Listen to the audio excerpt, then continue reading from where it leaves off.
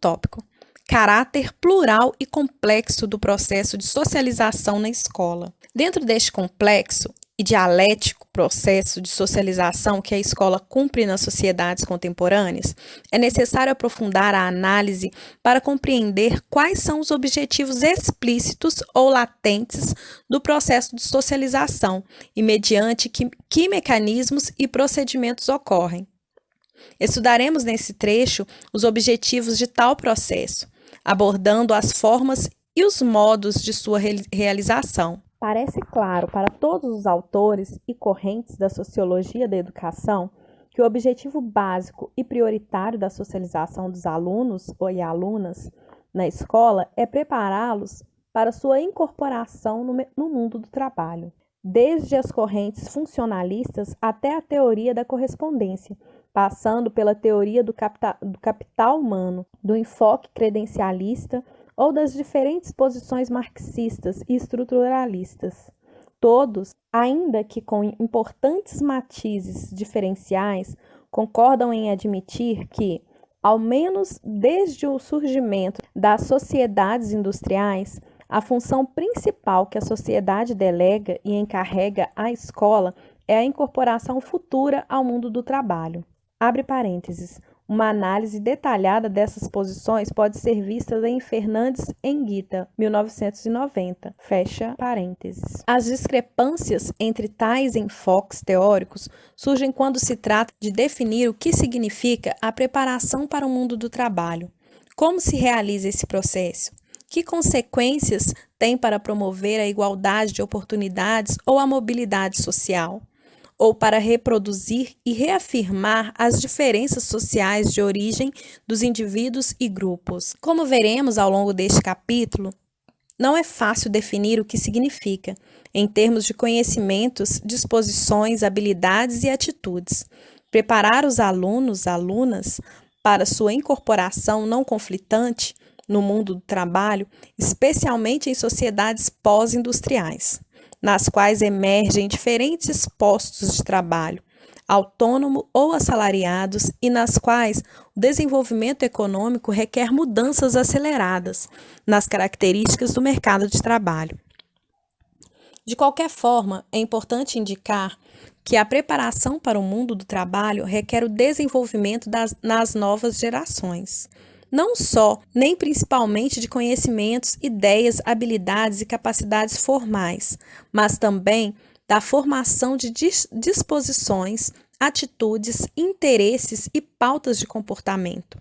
Estas devem ajustar-se às possibilidades e exigências dos postos de trabalho e sua forma de organização em coletividades ou instituições, empresas, administrações, negócios, serviços, reticências. A segunda função do processo de socialização na escola é a formação do cidadã, para sua intervenção na vida pública.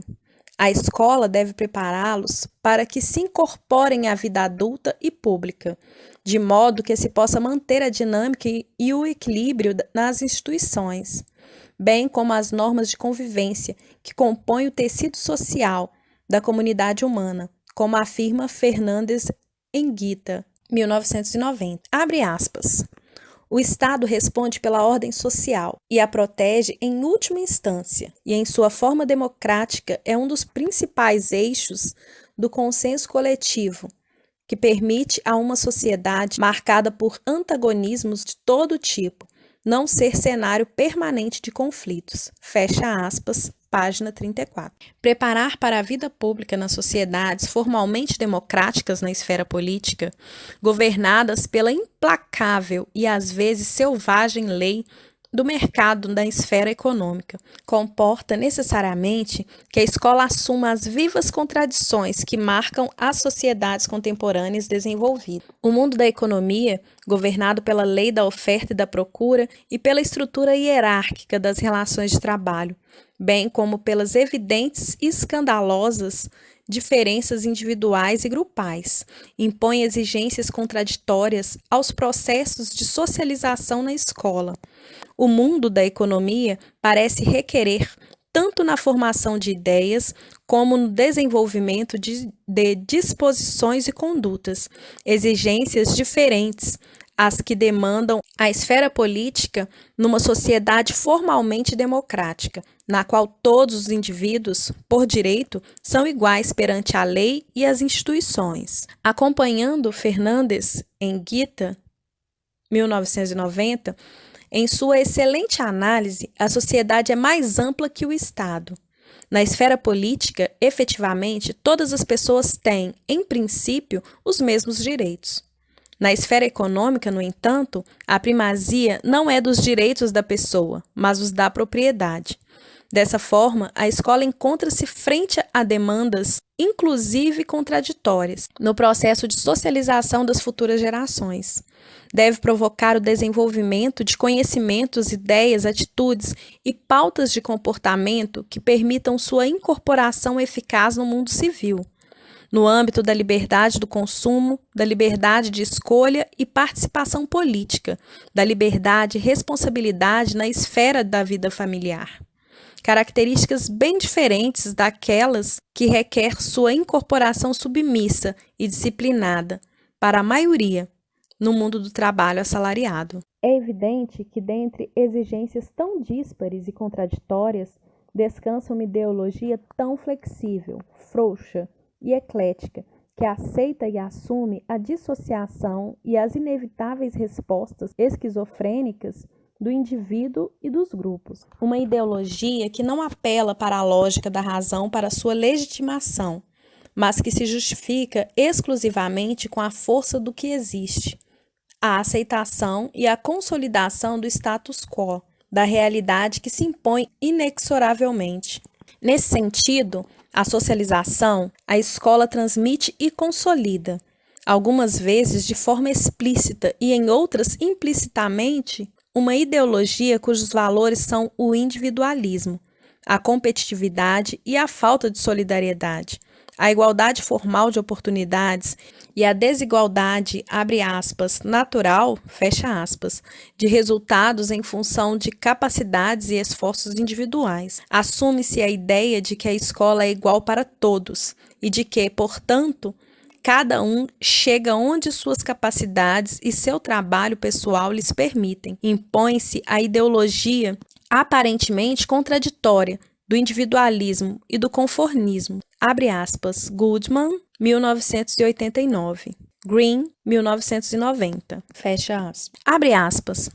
Já que apenas uns poucos indivíduos podem, na realidade, manifestar seus singulares pensamentos, valores e capacidades artísticas, dentro da estrutura social, a grande maioria é abandonada a uma comum e pobre uniformidade. Enquanto se cria uma poderosa imagem do homem ou da mulher solitário fazendo por si mesmo, as sociedades que se baseiam no individualismo proporcionam, na realidade, poucas oportunidades para que a maioria das pessoas manifeste sua individualidade. É um paradoxo significativo que o individualismo e o conformismo social coexistem como partes da mesma ordem social, dentro das sociedades avançadas. Goodman, 1989, página 102. Dessa forma, aceitam-se as características de uma sociedade desigual e discriminatória, pois aparecem como o resultado natural e inevitável das diferenças individuais,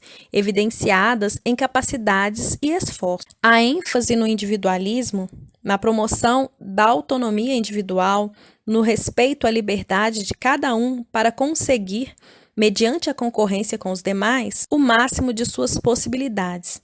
Justifica as desigualdades de resultado, de aquisições e, portanto, a divisão de trabalho e a configuração hierárquica das relações sociais. O caráter aberto da estrutura social para a mobilidade individual oculta a determinação social do desenvolvimento do sujeito como consequência das profundas diferenças de origem que se introjetam nas formas de conhecer, sentir, esperar e atuar nos indivíduos. Este processo vai minando progressivamente as possibilidades dos mais desfavorecidos sociais e economicamente, em particular, num meio que estimula a competitividade, em detrimento da solidariedade, desde os primeiros momentos da aprendizagem escolar. Este é, pois, um dos pilares do processo de socialização como reprodução na escola.